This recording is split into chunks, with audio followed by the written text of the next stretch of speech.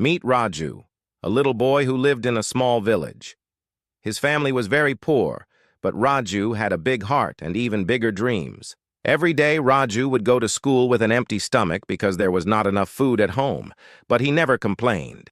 Raju's biggest dream was to become a teacher. He wanted to help other children like him learn and grow. One day, Raju's father fell sick and couldn't work. The family's situation worsened, and Raju had to leave school to find work. Raju started working at a tea stall to earn money for his family. He worked long hours, but always kept his dream alive.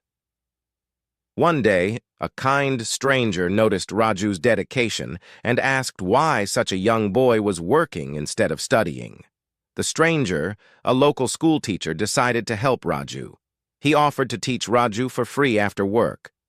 With the teacher's help, Raju was able to finish his studies. Years later, he became the village's most beloved teacher.